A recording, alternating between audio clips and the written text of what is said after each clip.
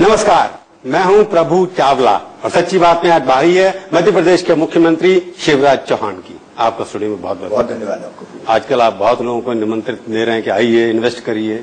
क्या खूबी है मध्य प्रदेश में कि लोग आए आपके यहाँ, सिवाय आपके अलावा? इन्वेस्टमेंट की आइडियल डेस्टिनेशन मध्य प्रदेश है।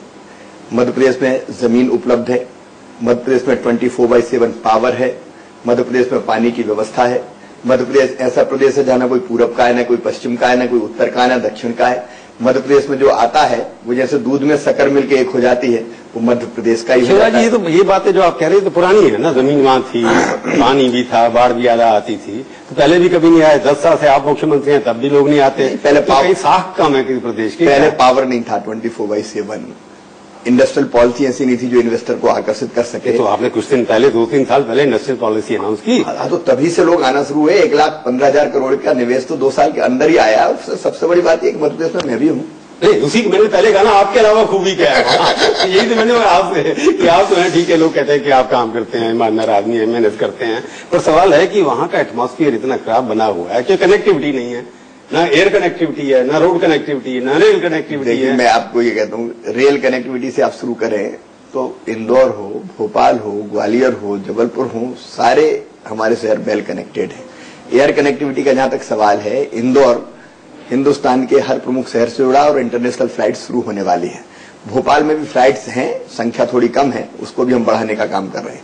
जबलपुर से भी एयर कनेक्टिविटी है। ग्वालियर में इंडस्ट्री कॉरिडोर बनाने की कोशिश की थी, एक खोला था आपने इंडस्ट्रियल स्टेट, वहां वो भी कुछ नहीं हुआ, वहां बंद हो गया ऑलमोस्ट। क्या नहीं हुआ? जब से हम आए हैं, जब से हम आप देखिए मालनपुर में बाहर आई है उद्योगों की जमीन, अब हमारे पास बची नहीं है। जो उद्योग चल रहे हैं वो बहुत बढ़िया ढंग से चल रहे हैं। कोई बड़ा उद्योग बताइए जो आया हो पिछले 10 साल के अंदर, जो बड़ा हो, जैसे अंबानी ने लगाया हो, अडानी ने लगाया हो, टाटा ने लगाया हो, ऐसा व्यक्ति जो हिंडाल्को का एक ही प्लांट आया है जिसकी लागत 10,000 करोड़ से ज्यादा है। अंबानी जी का रिलायंस का जो पावर प्लांट है उसकी लागत 20,000 करोड़ रुपया है। मानफोर्ज वगैरह जो आए हैं और हमारे यहाँ टेक्सटाइल यूनिट आई है, लगभग 2,000 करोड़ का इन्वेस्टमेंट उस क्षेत्र में आया है। इसलिए अगर आप अलग अलग देखेंगे, सीमेंट फैक्ट्रीज कई हमारे सबको मिला के आप 1,10,000 करोड़ कह रहे हैं। 1,15,000 करोड़ तो 2 साल में इन सबको मिला के। हाँ, इन सबको मिला करके सबको मिला के। उसके बावजूद भी अनएम्प्लॉयमेंट परसेंटेज जो आपके यहाँ है वो देश की एवरेज से ज्यादा है। अरे इसीलिए तो कर रहे हैं बाबा। हाँ, तो सब कुछ बाकी छोटे पैमाने पर जो इकट्ठे होने चाहिए थे वो इन्वेस्टमेंट होनी चाहिए। एमएससी में छोटे पैमाने, medium and small scale MSc का जहां तक सवाल है, मध्य प्रदेश में पिछले 5 साल में 2 लाख यूनिट लगी है। 2 लाख यूनिट, 5 लाख से ज्यादा लोगों को रोजगार मिले थे, वो इन्वेस्टमेंट होनी चाहिए। एमएससी में छोटे पैमाने, medium and small scale MSc का जहां तक सवाल है, मध्य प्रदेश में पिछले 5 साल में 2 लाख यूनिट लगी है। 2 लाख यूनिट, 5 लाख से ज्यादा लोगों को रोजगार मिला है। और जो ग्लोबल इन्वेस्टर समिट हम कर रहे हैं उसमें पहले दिन 9 तारीख को हमारा जोर एसएमएसई पर ही है। उसी का सम्मेलन हम कर रहे हैं। कलराज मिश्रा जी उसका उद्घाटन करेंगे। तो हम दोनों में बैलेंस बना के चल रहे हैं। हमको लघु उद्यमी भी लाना है, लेकिन लाना नहीं, मध्य प्रदेश में भी पैदा करना है। मध्य प्रदेश की धरती पे मध्य प्रदेश के नौजवानों को मैं उद्योगपति बनाना चाहता हूँ। ये बात जो आपने की ना, मध्य प्रदेश के लोगों को उद्योगपति बनाना चाहता हूँ कि गुजरात के अंदर मोदी जी ने किया पिछले 10 साल के अंदर, 12 साल के अंदर, जो वहां पर इंडस्ट्री पहले भी काम करते थे, उन्होंने उनको अच्छी सुविधाएं देकर के, अच्छा एडमिनिस्ट्रेशन देकर के आगे बढ़ाया। इंटरनेशनल लोग भी आना शुरू हुए वहां पर। आपके अभी तक इंटरनेशनल इन्वेस्टर ने कोई ज्यादा इंटरेस्ट नहीं दिखाया? नहीं, ऐसा नहीं है। मानफोर्ज इंटरनेशल है, ल्यूकॉन्ग इंटरनेशल है, जॉन डियर इंटरनेशनल है। गुजरात का मुकाबला नहीं, गुजरात का मुकाबला हम नहीं करेंगे। गुजरात की अपनी विशेषता है। कोई दोनों राज्यों में क्या विशेषता है जो आप में कमी है, जो उनमें अच्छी आई है? गुजरात है। ये गुजरात है क्योंकि वहाँ मोदी साहब 12 साल मंत्री नरेंद्र की सरकार बीजेपी माननीय नरेंद्र मोदी जी के कारण, उनकी नीतियों के कारण, उनकी योजनाओं के कारण गुजरात ने बहुत तेज गति से प्रगति की और गुजरात सबके लिए मॉडल बन गया। पर मध्य प्रदेश जो सबसे बड़ा प्रदेश है ज्योग्राफिकली, उसके अंदर जो कुछ होना चाहिए था पिछले 20 साल के अंदर देश के मुकाबले, जहां देश ऊपर पहुंच गया, उतनी तेजी से मध्य प्रदेश नहीं बढ़ा आगे, जहां की आपकी 15 साल से सरकार आज हम सबसे आगे हैं। आप देखिए एग्रीकल्चर में आगे हैं। नहीं, विकास दर, ओवरऑल जो विकास दर है उसमें 11.08% मध्य प्रदेश की है। बड़े राज्यों में नंबर 1 मध्य प्रदेश। लगातार 7 साल से डबल डिजिट। बिहार भी 12% में पहुंच गया था पिछले 2 साल पहले। इस साल की मैं बात कर रहा हूँ। बिहार हमसे पीछे, अब 22 साल पीछे आप। 2 साल पहले तो। लेकिन मध्य प्रदेश लगातार 7 साल से डबल डिजिट पे हमारी ग्रोथ है। जहां देश की ग्रोथ 4-4.5% के आसपास रह गई और मध्य प्रदेश 10% के ऊपर लगातार 7 साल से जा रहा है। एक एक शहर के इंफ्रास्ट्रक्चर में इन 5 सालों में कम से कम 500-700 करोड़ रुपए खर्चा हुए हैं, चाहे वो सड़क का मामला हो, चाहे वो सीवेज का मामला हो, चाहे वो ड्रिंकिंग वाटर का मामला हो। पहले से स्थितियां बहुत बेहतर है।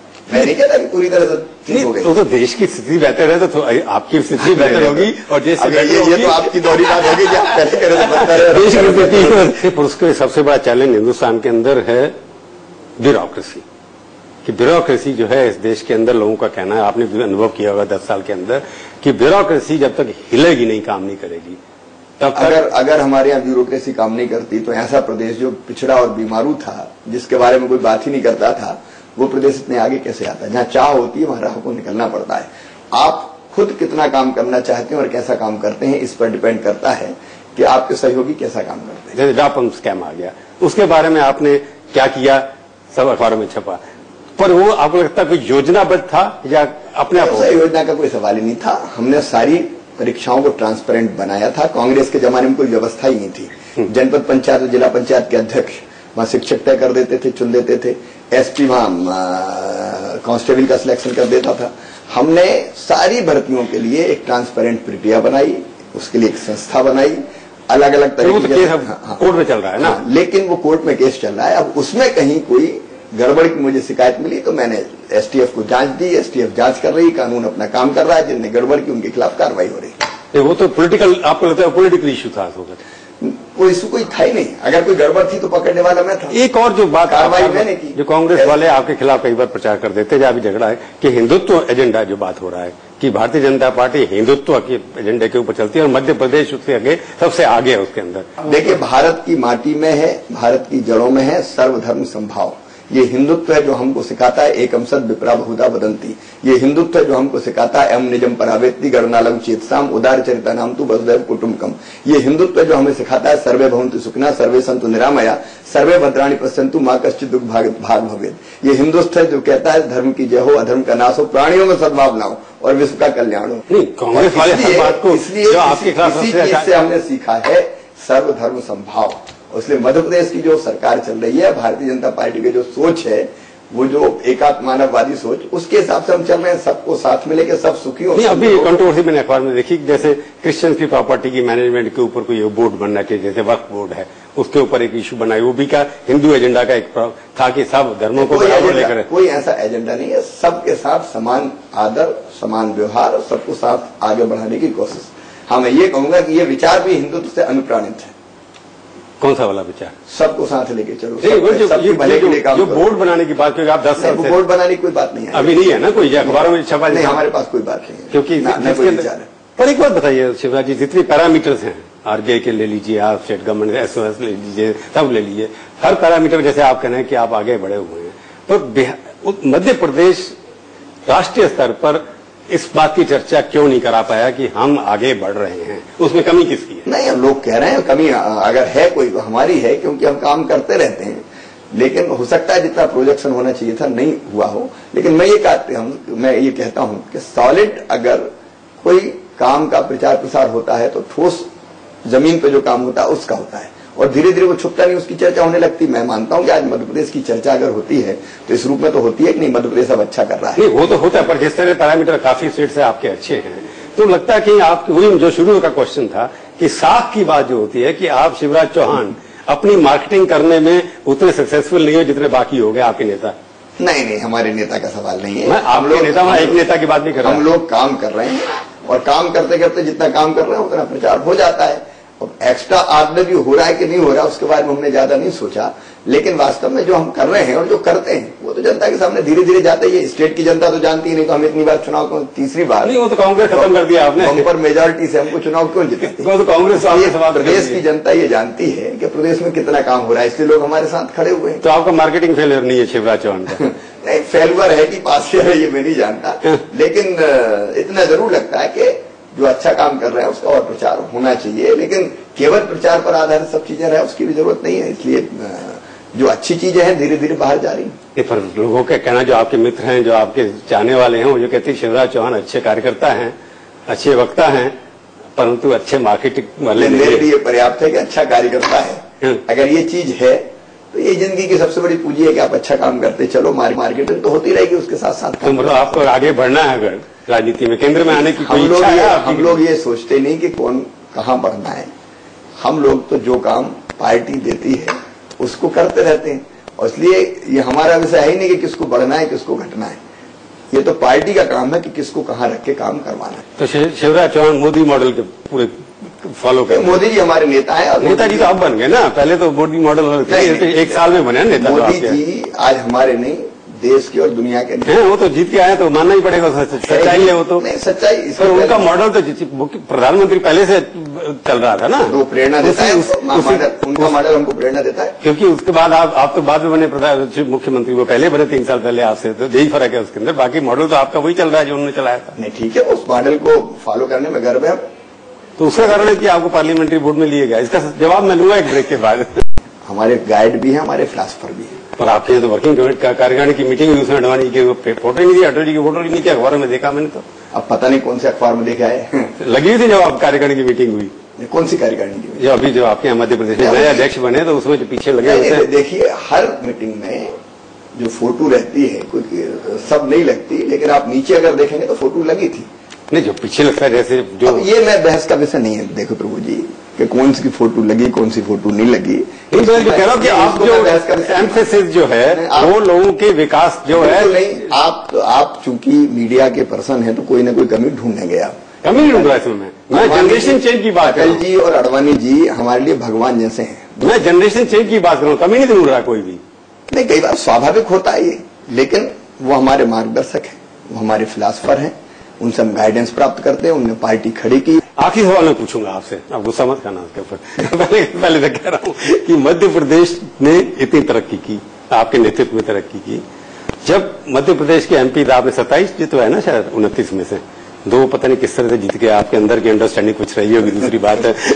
पर उसके बावजूद भी अच्छे जो डिपार्टमेंट होते हैं वो तो राज्यसभा के लोगों के पास चले गए, मध्य प्रदेश के लोगों को नहीं दिए। एक छोटा सा कैबिनेट मंत्री एक बना दिया, उसको माइंस दे दिया या कुछ और दे दिया।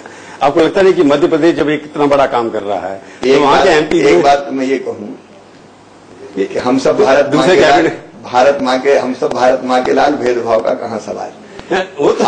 हमारा जो केंद्रीय मंत्रिमंडल बहुत सक्षम और समृद्ध है, और मध्य प्रदेश उसकी बात ही नहीं कर रहा है। मध्य प्रदेश को प्रतिनिधित्व का सवाल, प्रधानमंत्री जब सक्षम है तो मंत्रिमंडल सक्षम होगा। बड़ा सवाल को जहाँ तक सवाल है, मैं ये मानता हूँ कि बहुत बेहतर प्रतिनिधित्व मिला है। सुषमा जी भी मध्य प्रदेश से हैं। सुषमा जी मध्य प्रदेश, उनके जैसे कई लोग आ जाएंगे। मध्य प्रदेश से कई लोग हैं, नरेंद्र सिंह तोमर जी भी मध्य प्रदेश से हैं। नहीं, अगर आप इलेक्शन की बात करते हैं कई सारे मंत्रिमंडल तो कहीं गुजरात और मध्य प्रदेश का भेद क्या है? सवाल ये कि आपके मध्य प्रदेश से चुन के 29 लोकसभा के एमपी आए, उसमें से जो आपके लोगों सवाल ये छोटे डिपार्टमेंट, सवाल ये नहीं है कि ये महत्वपूर्ण नहीं है कि कौन मंत्री है, महत्वपूर्ण ये है कि सरकार कैसा काम कर रही है। मैं पूरी तरह से संतुष्ट हूँ। मध्य प्रदेश को, केंद्र और मध्य प्रदेश को माननीय मोदी जी ने पर्याप्त प्रतिनिधित्व दिया है, और हमारे भी सब मंत्री बहुत बेहतर काम कर रहे हैं। और मुझे लगता है कि संपूर्णता में जो परिणाम आएगा उससे न केवल पूरा देश लाभान्वित होगा, मध्य प्रदेश भी लाभान्वित होगा। मतलब आप सेटिस्फाइड है कि माइंस डिपार्टमेंट और सोशल वेलफेयर डिपार्टमेंट मिलता रहे, पूरी तरह से फाइनेंस, डिफेंस, होम, ये सब बाकी स्टेट्स के बचे रहे हैं। आपके यहाँ कहते हैं सब हमारे हैं, जिनके पास बीजेपी के तो है, आपके भी है, इसलिए मानते हैं। देश के मध्य प्रदेश में ऐसा कोई एमपी नहीं है जो जिनके पास फाइनेंस है, इंपॉर्टेंट पोस्ट ले सकता है। जिनके पास फाइनेंस है वो भी हमारे हैं, जिनके पास डिफेंस है होम है, जिनके पास होम है मान लिया वो भी हमारे। जो आपके हमारे ऐसे नेता हैं कि जो मध्य प्रदेश को बहुत लाड़ करते हैं, प्यार करते हैं, और मध्य प्रदेश को भरपूर जो विकास में सहयोग कर सकते हैं वो करने की कोशिश करते हैं। तो आपको लगता है केंद्र में अगर आपके प्रतिनिधि अच्छी पोस्टों पर होते तो आपको फायदा होता है ना? ये हमारी प्रतिनिधि है। नहीं, आपकी जो मध्य प्रदेश जीत के आए, हम इतने संकीर्ण नहीं है। माननीय जो बाकी माननीय तो सुनना है ये बात कि हमारे मध्य प्रदेश के एमपी जो हैं उनको अच्छी पोस्ट नहीं मिले तभी गुजारा हमारा हो जाएगा। नहीं, हम सब भारतीय जनता पार्टी के कार्यकर्ता है, जिसको जो जवाबदारी दी गई है वो निभा रहा है, और काम से मतलब। चलिए, आप हमारे स्टूडियो में आए, बहुत बहुत धन्यवाद। आपको तो ये थी आज की सच्ची बात। अगले हफ्ते आएगी बारी किसी और हस्ती की, और उनसे हम करेंगे सच्ची बात इसी समय, इसी चैनल पर। तब तक के लिए प्रभु चावला का नमस्कार।